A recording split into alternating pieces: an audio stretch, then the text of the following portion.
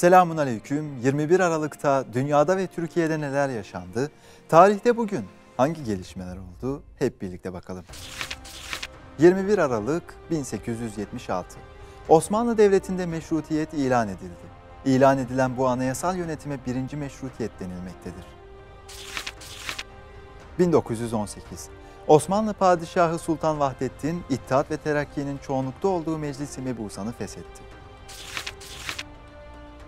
1979. Sovyetler Birliği Afganistan'ı işgal etti. Böylece 9 yıl sürecek olan fiili işgal ve zulüm süreci başlamış oldu.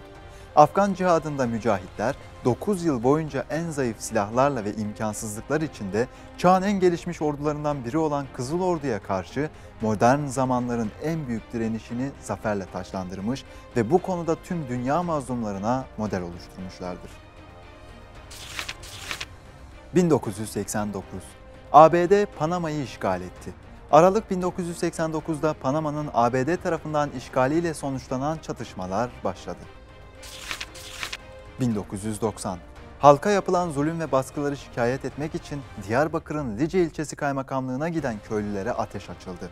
Bir kadın ve bir çocuk katledildi. 1996. Kumarhanelerin kapatılması kararı Bakanlar Kurulu'nda kabul edildi. Kumar oynamak ve oynatmak yasaklandı.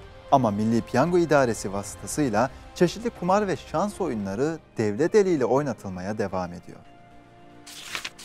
2000. 23 Nisan 1999'a kadar işlenen suçlardan dolayı şartlı salıvermeye, dava ve cezaların ertelenmesine olanak sağlayan yasa, TBMM Genel Kurulu'nda aynen kabul edildi. Yasa aynı gün Cumhurbaşkanı Ahmet Necdet Sezer tarafından onaylandı. Kısmi af içeren ve kamuoyunda rahşan affı olarak bilinen yasadan siyasi mahkumlar yararlandırılmamış, sadece adli suç işleyenler kapsama alınmıştı. 2015. Yanında çalışan kadınlara cinsel tacizde bulunduğu ifade edilen işgal rejimi İçişleri Bakanı terörist Silvan Şalom, bakanlıktan ve milletvekilliğinden istifa ettiğini duyurdu.